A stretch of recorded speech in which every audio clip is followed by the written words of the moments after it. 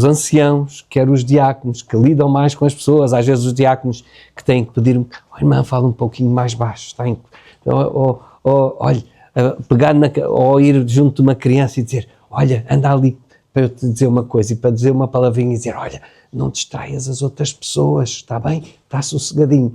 E não é fácil às vezes fazer este trabalho. E Deus, sabendo que não é fácil trabalhar com pessoas, é massa. Às vezes não é arranjar as flores, ou limpar a igreja, ou até planear coisas, não é às vezes o mais difícil na igreja. Às vezes o mais difícil é precisamente lidarmos uns com os outros de maneira correta. Então a igreja acredita que, por isso, é preciso uma dose especial do Espírito Santo, que é simbolicamente requerida através da imposição das mãos, não porque haja qualquer dom especial do pastor para, ao impor as mãos, transmitir força e poder, não. É o nosso desejo como igreja e como representante da igreja de que esse poder especial que Deus tem para dar no serviço da igreja sobre vós, enquanto servidores, enquanto diáconos da igreja. Para que possam fazer ao pastor, dizer, pastor, olha que aquela pessoa está com um problema, o pastor se calhar tem que fazer uma visita, o ancião ou a anciã tem que fazer uma visita a esta pessoa, estar atentos àquilo que os outros precisam. E quem é que vai cuidar? Quem é que vai também estar atento a mim? Bom, os diáconos também devem estar atentos uns aos outros, para se poderem ajudar e apoiar e cumprir bem o serviço que Deus põe diante de vós.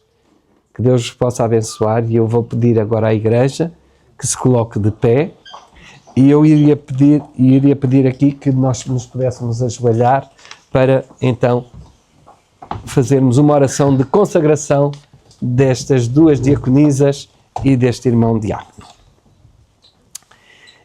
Eterno Deus, eterno Pai, em nós mesmos, Senhor, não existe nada de bom senão aquilo que Tu pões no nosso coração. Por isso, ó Pai, nós estamos aqui não porque sejamos melhores e tenhamos alguma força ou algum poder para transmitir a estes irmãos, não, Senhor, mas porque na nossa necessidade, ainda assim Tu nos chamastes ao ministério pastoral para poder impor as mãos sobre aqueles que desejam servir-Te e que a Igreja escolhe para o serviço. Por isso Te peço, Senhor, que estejas com a irmã Lídia Missiúria, que Tu, Senhor, venhas com o Teu poder sobre ela. Que o Teu Santo Espírito, Senhor, a fortaleça para esta obra do serviço, do diaconato na Igreja, para ela poder, debaixo da Tua proteção, debaixo do Teu cuidado, ela possa, Senhor, servir-Te fielmente. Também, Senhor, Te queremos suplicar pela irmã Encarnação Pereira. Ela, Senhor, está aqui para Te servir. Que Tu, Senhor, por esta imposição de mãos, tragas, Senhor, o Teu Santo Espírito sobre ela, sobre os seus, sobre todos aqueles, Senhor, a quem ela procurar servir e ajudar. Fica igualmente, Senhor, com o irmão José Loureiro. E segundo a Tua vontade, estamos a impor-lhe as mãos, para que também ele possa servir-Te fielmente e ser uma bênção para a Tua Igreja. Obrigado em nome de Jesus. Amém. Amém. Os irmãos irão receber depois o vosso certificado de ordenação, tá bom? Para que vocês possam ter o comprovativo desta vossa... Queridos irmãos, eu às vezes ouço com certa tristeza que alguns irmãos dizem que a Igreja Adventista já não é o que era, já não se prega sobre a vinda de Cristo. Bom, eu tenho pregado inúmeros sermões sobre a vinda de Cristo. E eu acho que hoje eu digo, não quero que alguém na igreja de Gandra diga que já não se prega sobre a vinda de Cristo. E por isso hoje gostaria de que os irmãos partilhassem comigo, lendo a palavra do Senhor. E eu espero que o entusiasmo daquilo que vamos hoje ler da palavra do Senhor seja melhor do que a do primeiro hino. Portanto, isso só mostra que a gente ainda tem que aprender mais alguma coisa, não é? Até que Ele venha, não é? Até que Ele venha, nós ainda temos que aprender mais alguma coisa e também a cantar alguns hinos novos, não é? E convida as pessoas responsáveis pela música a cantarem mais vezes este hino, ou pelo menos ensaiarem para o cantarmos melhor, porque é um hino bem bonito do novinário. Gostava então que pudéssemos abrir em São Mateus, no capítulo 24, que é o sermão profético, não é? Que nós conhecemos e aquele que mais vezes se lê quando se fala da segunda vinda. E vamos ler nos primeiros 2 versículos do capítulo 24 de São Mateus. E diz assim: Tendo Jesus saído do templo, ia-se retirando, quando se aproximaram dele os seus discípulos para lhe mostrarem as construções do templo. Ele, porém, lhes disse: Não vedes tudo isto? Em verdade vos digo que não ficará aqui pedra sobre pedra que não seja derribada.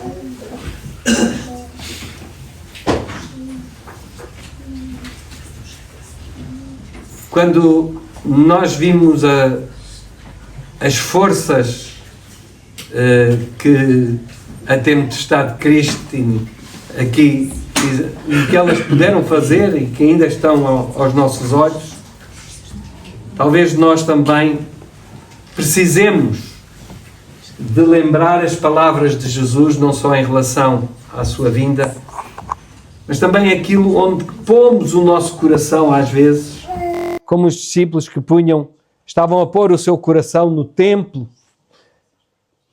Esta predição de Jesus começou a cumprir-se à letra no ano 70 da nossa era. Mas será que nós somos os profetas da desgraça e quando vêm desgraças como estas só dizemos pura e simplesmente: isto já estava perdido, Jesus já tinha dito? Será que Jesus era o profeta da desgraça? Evidentemente que não. E nós também não queremos ser os profetas da desgraça. Nós temos que dar esperança às pessoas. Temos que olhar para aquilo que isso representa e o que está para vir é melhor do que aquilo que possa estar a acontecer neste momento. Jesus afirma-nos qual foi a sua intenção maior ao vir a este mundo, e não foi para anunciar a desgraça. Em João 10:10, um versículo que todo cristão devia conhecer bem: Eu vim para que tenham vida, e vida em abundância. Não uma vidinha. Não uma vidinha. Há pessoas que se contentam com uma vidinha. Vão vivendo.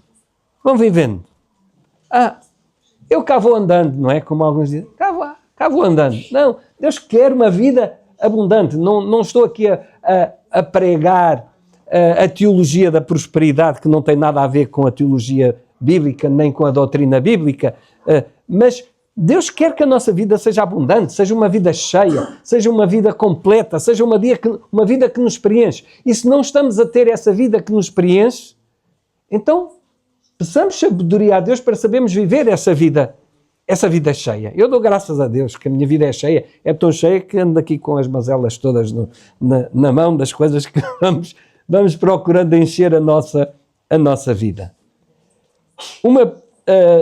Também em João 3,17, não João 3,16, mas João 3,17, também diz: Deus enviou o seu Filho ao mundo não para que condenasse o mundo, mas para que o mundo fosse salvo por ele. Portanto, nós precisamos de ter esta certeza, esta esperança, esta confiança. Uma premedição não é necessariamente uma coisa má ou um juízo. Deus, na sua omnisciência, na sua sabedoria plena, sabe realmente o fim desde o princípio. E no caso concreto da destruição de Jerusalém, não é que Jesus, não é que Deus quisesse que um soldado romano pegasse numa tocha e a mandasse para dentro do templo e o queimasse. Mas Deus sabia, na sua omnisciência, que isso ia acontecer.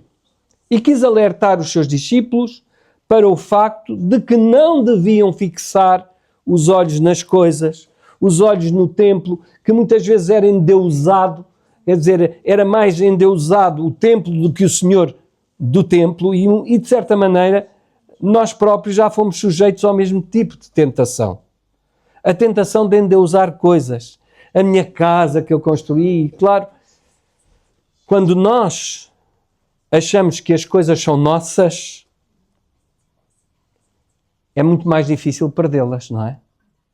Mas se nós acreditamos que as coisas e até as pessoas que Deus põe na nossa vida, seja o nosso cônjuge, sejam os nossos filhos, e cá estou eu a dizer nossos, não é? Nós dizemos nossos, mas diz-nos que é a herança do Senhor, não é isso que diz? Não é isso?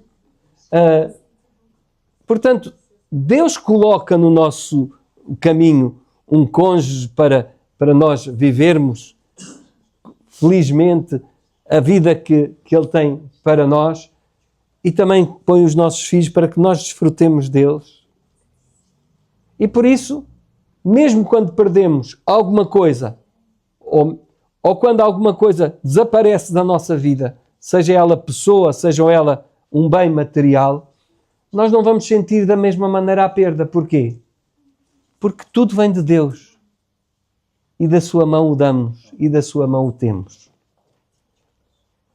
Bem diz a 1 de João 2, 15 e 17, não amem o mundo, nem aquilo que nele há. E isso porquê? Ele vai dizer no verso 17 também o porquê. Porque tudo isto desaparecerá com o retorno de Jesus a esta terra.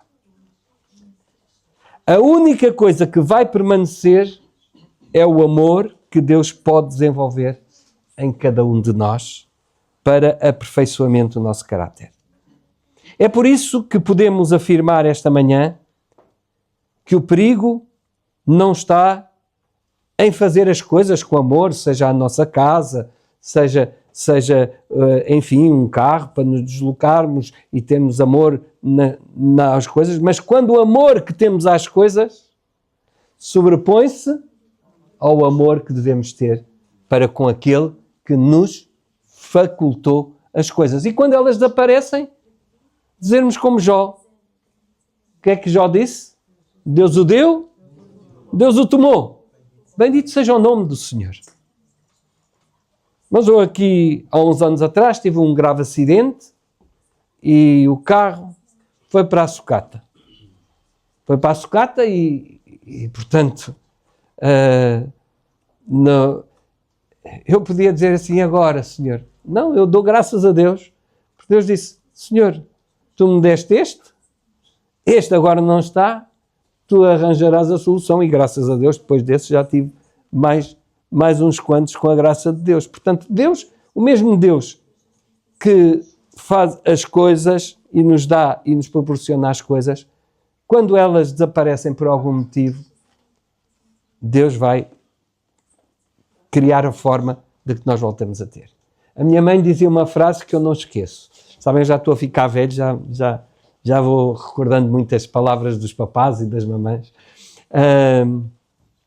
E a minha mãe dizia, Daniel, Deus tem muito mais para nos dar que o diabo para nos tirar.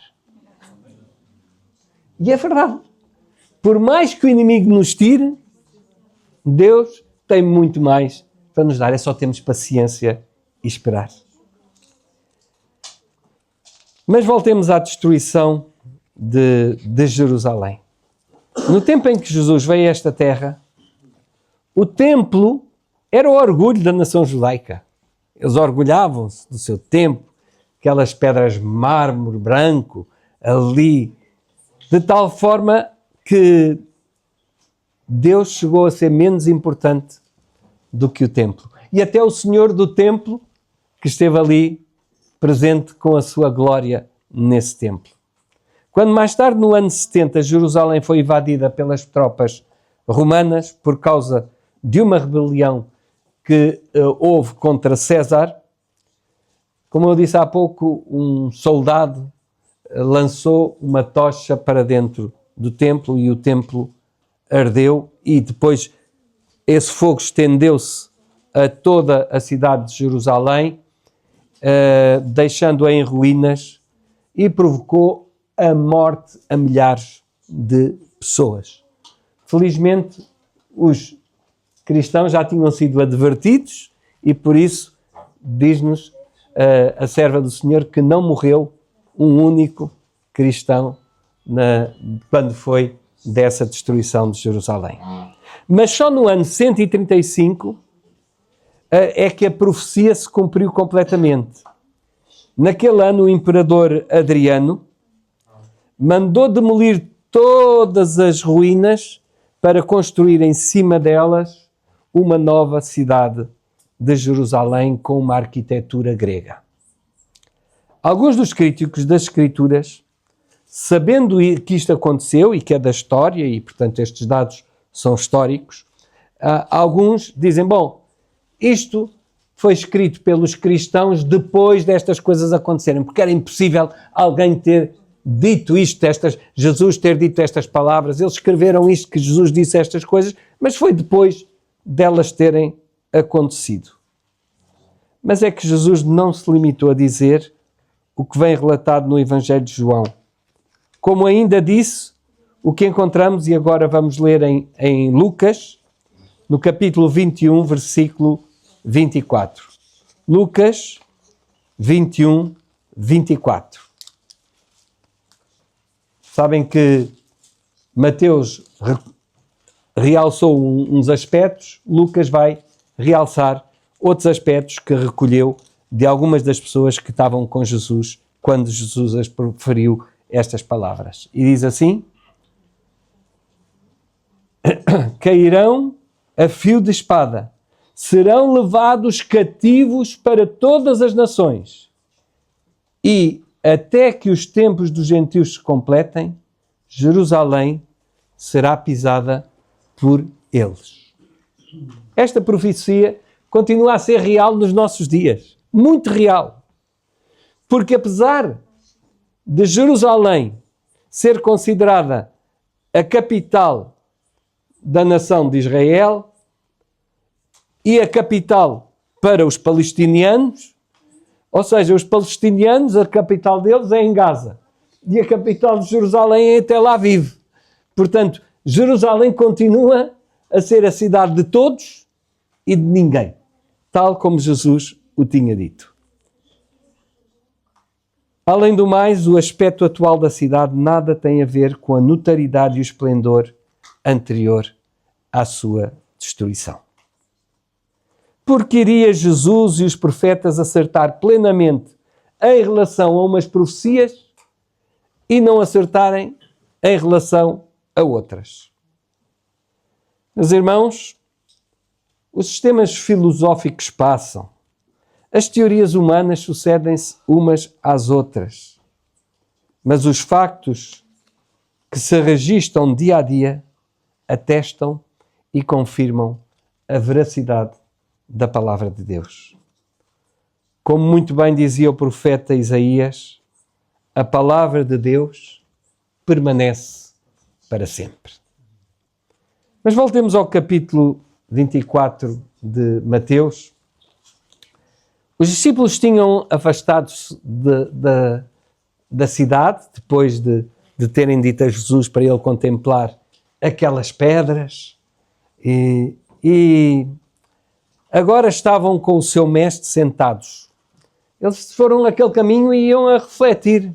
E ainda um irmão me dizia assim, olha, agora aquilo que o pastor disse já vai ficar a matutar na cabeça de alguém, agora tenho que explicar depois isso melhor, porque depois isso vai ficar a matutar, eu já sei que vai ficar a matutar na cabeça. E foi o que aconteceu com os discípulos. Eles iam caminhando, foram até ao Monte das Oliveiras, afastados, e aquilo...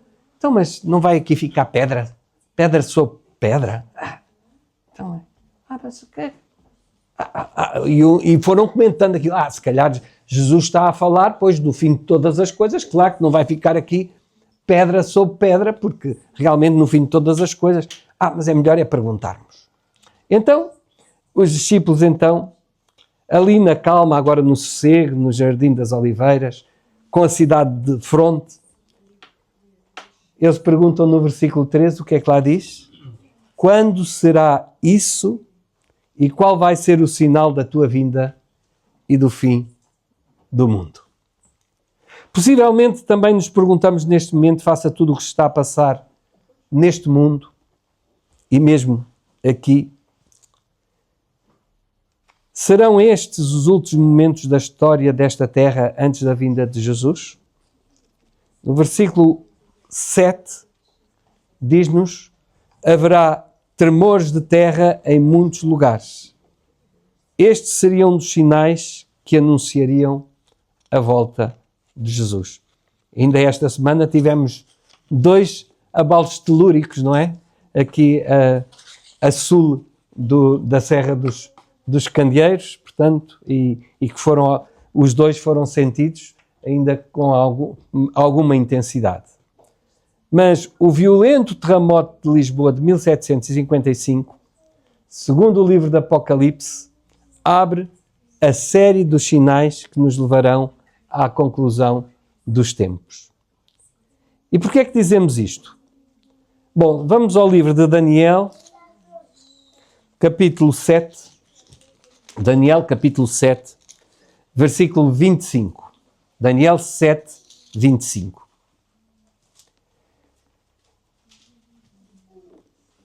E diz assim: proferirá palavras contra o Altíssimo, magoará os santos do Altíssimo, cuidará em mudar os tempos e a lei, e os santos lhe serão entregues nas mãos por um tempo e tempos e metade de um tempo.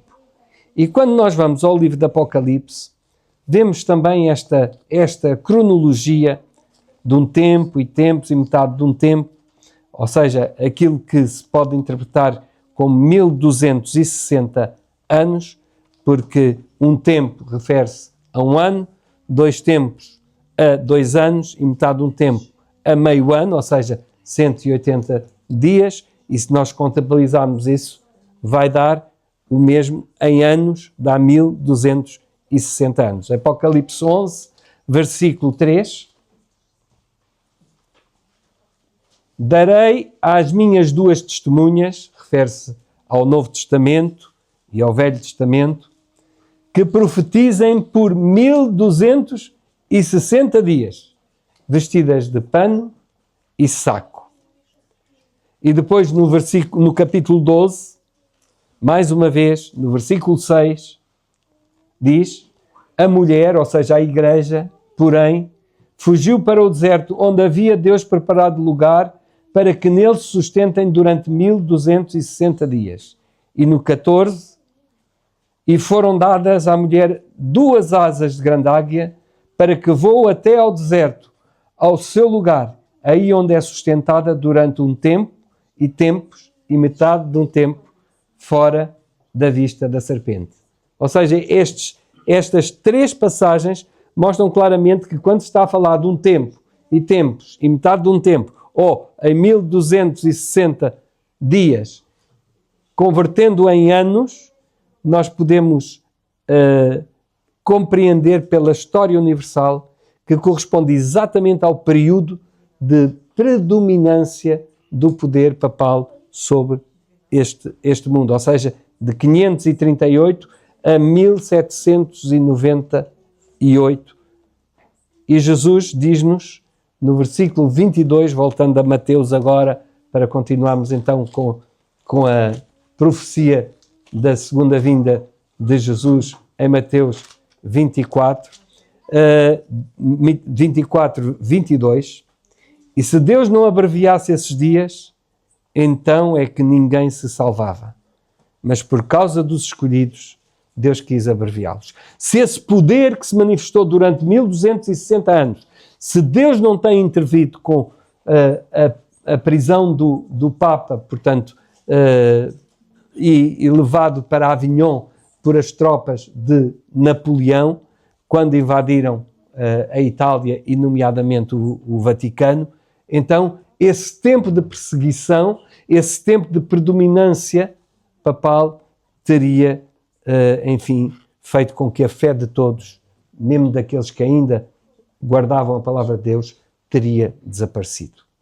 Se Deus não tivesse intervido na história desta terra, no final desses 1260 dias ou anos, servindo-se de um clima político que reinava na Europa para pôr fim à destruição total do cristianismo, teria sido a destruição final do cristianismo apostólico. Mas avancemos um pouco mais no tempo. Seguindo as palavras de Jesus, vamos agora ao versículo 29 de Mateus 24. Logo depois daqueles dias de aflição, o sol ficará escuro, a lua deixará de brilhar, as estrelas cairão do céu e os poderes celestes hão de estremecer. É verdade que sempre houve chuvas de estrelas, mas é interessante notar que nunca excediam uma por século, de acordo com os registros históricos que nós podemos ter. Mas a partir de 1784, momento em que houve uma grande chuva de estrelas que acreditamos, portanto, que veio, portanto, coincidir com aquilo que estava predito nesta profecia de João. A partir de 1784 começaram a cair com maior frequência. E no século XIX registaram-se 40 chuvas de estrelas. Mas a mais espetacular, devido à passagem na Terra por resíduos de um cometa, ocorreu, portanto, no dia 12 e 13 de novembro de 1833. Ou seja, já findados o tal período de 1260 anos que a profecia anunciava. Se menciona este facto, não é para dizer que um fenómeno meteorológico que ocorreu, vai fazer este ano 193 anos, é um prenúncio da vinda de Cristo, mas sim para reafirmar o quanto a Bíblia continua a ter razão. Uma vez que a nuvem da poeira deixada por aquele cometa se encontra cada vez mais distante do planeta Terra, que passa por ele mais ou menos de 33 em 33 anos, o efeito é menor agora quando passa, porque ela vai se expandindo e, portanto, é menor. Jesus sabia que tal fenómeno ocorreria e continuaria a ocorrer para marcar a abertura do 6º selo de Apocalipse 6. Jesus e os profetas fizeram mais predições acerca da situação em que prevaleceria no domínio político o mundo nos últimos dias. Antes da Primeira e Segunda Guerra Mundiais, os políticos falavam muito de paz e de estabilidade políticas. A história do que tem sido os últimos tempos está aí para nos dizer o que se está a passar. Jeremias, no capítulo 13 e no verso 10, ele já tinha dito acerca dos fazedores de paz. Desviaram o meu povo dizendo que há paz quando não há paz. E já não bastava a ONU, agora também há mais um concílio de paz, portanto, que falam muito de paz, de conseguir a paz, mas cada vez há menos paz. O profeta Joel, também, no seu capítulo 3, nos versículos 9 e 10, ele diz assim: proclamem isto entre as nações, santifiquem uma guerra, Façam surgir os valentes, aproximem-se, subam os homens de guerra, transformem as vossas enxadas em espadas e as vossas foices em lanças, e o fraco diga, eu sou forte. Também o apóstolo Paulo, no Novo Testamento, fala dessa instabilidade política e social que estaria presente no tempo do fim. Na sua carta universal em 1 Tessalonicenses, capítulo 5, no versículo 3, quando alguém disser há paz e segurança, é então que repentinamente a desgraça cairá sobre eles. Será como a mulher grávida que começa a sentir as dores de parto. Neste momento, nós podemos constatar que tem havido mais guerras nas últimas décadas do que em qualquer outro tempo da história. É nação contra nação. Vemos Israel contra a Palestina, Palestina contra Israel, o Irão contra Israel, Estados Unidos contra o Irão, o reino contra reino, é o Ocidente contra o Al-Qaeda ou o Estado Islâmico, é a Rússia contra a Ucrânia contra a Rússia, tribo contra tribo, na Somália, na Síria, no Sudão, conflitos latentes. Portanto, a Coreia do Norte, ainda esta semana, expôs todo o seu arsenal bélico numa grande manifestação de poder. A Coreia do Sul, contra a Coreia do Sul, contra o Ocidente. A Rússia contra a Europa. Enfim, todos os conflitos das últimas décadas, tenham sido guerras civis ou mundiais, como a Guerra do Golfo, mataram mais pessoas que as chamadas duas últimas grandes guerras. Um relatório do Instituto Internacional de Pesquisa para a Paz, em Estocolmo, o CIPRI, faz referência que existiam então 1.800 ogivas nucleares. Havia, portanto, menos 1.800 ogivas nucleares do que em 2008. No entanto, os números revelam que essa redução de ogivas deveu-se à substituição de ogivas que estavam já fora de prazo por outras ogivas que têm poder muito mais destruidor do que aquelas que foram substituídas. Portanto, precisam de menos, porque com uma fazem se calhar o trabalho de 4 ou 5 das outras que foram substituídas. E depois temos aquilo que é a crise. Quem é que já não ouviu falar desta palavra, não é? Da crise. Mas tantos doutores, tantos economistas, tantos gestores, tanta gente de renome e, enfim, sabedores da economia e das coisas da economia e das finanças, e não são capazes de resolver o problema da crise económica e a inflação sempre a subir, enfim, e vem uma crise económica atrás de outra. Agora é por causa das companhias de seguros que não podem fazer face a todas as desgraças que estão a acontecer em todo o mundo ao mesmo tempo. Enfim. E por isso os populismos vão crescendo no Ocidente cada vez mais. O profeta Daniel vaticinou um tempo de angústia, o qual nunca houve. Quando nós lemos em Daniel, no capítulo 12, no versículo 1, ele diz claramente: haverá um tempo de angústia, o qual nunca houve, desde que houve nação até àquele tempo. A grande maioria dos comentadores políticos realçam os aspectos desta crise, que tem a ver com a crise na habitação, as alterações climáticas.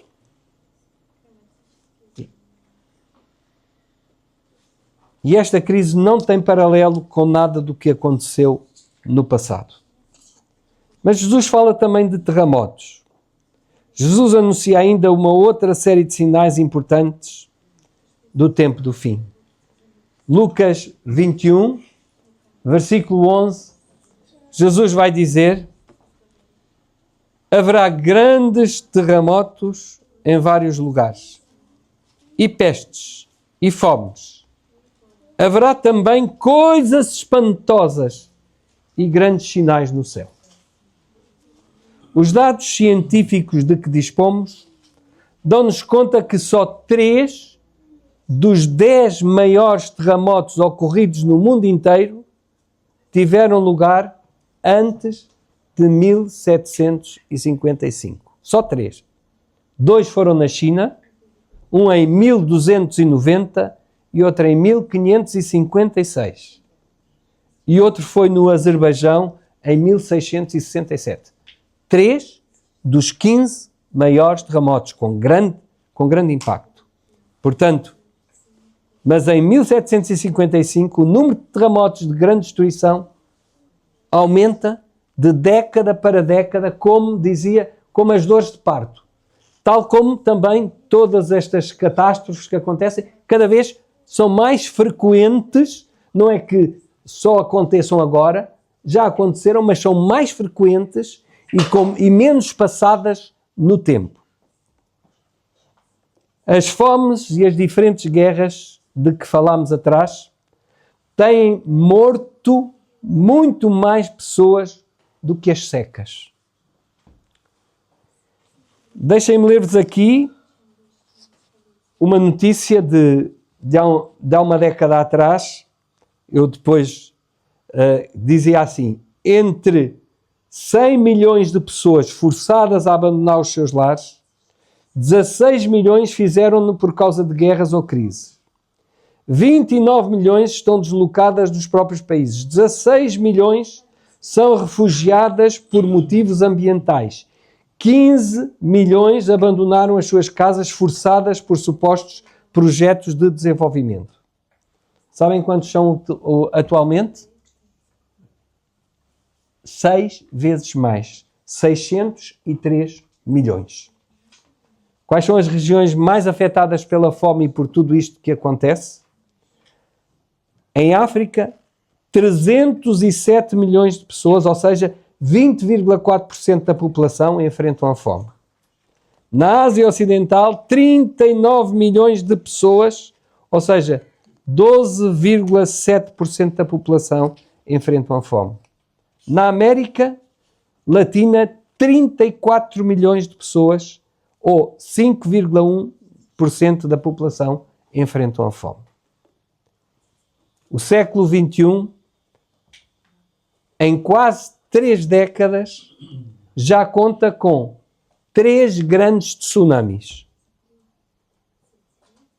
O tsunami do Oceano Índico, em 2004, o tsunami das Ilhas Samoa, em 2009, o tsunami de Tohoku, no Japão, o tsunami da Indonésia em 2018, o tsunami do Chile em 2010, o tsunami das Ilhas Salomão em 2013.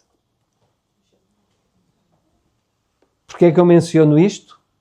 Porque em Lucas diz que homens desmaiando de terror por causa do bramido do mar e das ondas. É verdade que muitas vezes falamos deste bramido do mar e das ondas referindo-se a guerras. Mas se nós formos a estes 2 versículos, vemos que os sinais que aqui são apresentados são todos literais. Porque é que o bramido do mar e das ondas não há de ser literal, sobretudo quando vemos a destruição que um tsunami provoca? Apesar de todos os avanços científicos também, as pestes permanecem. Eu menciono uma só, que todos conhecemos. Há quantos anos se estuda o cancro? Há quantos anos é que se procura vencer este flagelo, esta praga, esta peste? Neste momento, o cancro mata mais pessoas do que os ataques cardíacos. O que não acontecia em décadas anteriores. Ou seja, com todo o investimento, com todas as pesquisas, com todos os tratamentos, o cancro mata mais pessoas. Métodos terapêuticos mais sofisticados, mais aparelhos e meios de diagnóstico e prevenção, detenção de doenças, mais medicina preventiva, mais conhecimento. E ainda assim, avança. Como é que observamos e vivemos todas estas coisas? Será que é como simples jornalistas, relatamos as coisas, dizem, está a acontecer. Acontece, não é? São coisas que vão acontecendo, enfim. Outros dizem, sempre foi assim. Mas aqui estão os dados de que são 6 vezes mais do que eram em milhões, 6 vezes mais em milhões. Que não é a mesma coisa que se fossem em centenas ou em dezenas ou em unidades, não é? Em milhões, 6 vezes mais. Os terremotos estão a aumentar cada vez mais. Só haviam, atenção, antes de 1755, só se registram na história 3 grandes terremotos, não se esqueçam disso. Depois disso já vimos aqui a quantidade deles que têm existido. Ou será que estamos desejosos de rever Jesus quando vemos todas estas coisas? Vivendo cada dia na sua presença, lutando por Ele e para Ele até que Ele venha. Irmãos, eu não quero assustar ninguém, mas Ellen White, ela falando do tempo do fim, diz que certas cidades em que a idolatria é de maior extensão serão afetadas com grandes destruições. E eu já há uns anos que andava a dizer assim, nesta zona aqui de centro, com Fátima como o altar do mundo, não tem acontecido assim nada assim de grande especial. Pois agora já vimos que afinal acontece. E vejam, isto devia deixar-nos alerta. Não nos devia assustar, mas devia deixar-nos alerta, porque a nossa redenção está próxima. Jesus deixa-nos um conselho extraordinário com o qual gostaria de terminar esta manhã. Lucas 21, 29 a 31. Lucas 21, 29 a 31. Querem acompanhar-me? Ainda lhes propôs uma parábola dizendo: vede a figueira e todas as árvores. Quando começam a brotar, vendo, sabeis por vós mesmos que o verão está próximo. Assim também, quando virdes acontecerem estas coisas, sabei que está próximo o reino de Deus. Eu quero estar atento. Quero estar atento e pronto para receber o meu Jesus em glória. Quantos desejam o mesmo esta manhã? Amém. Graças a Deus por isso. Que Deus nos ajude a estarmos preparados. Não ponhamos o coração nas coisas, possamos apoiar aqueles que precisam de ajuda, mas sobretudo demos-lhe a esperança de que o melhor está para vir. O melhor ainda está para vir. Que assim seja. Amém.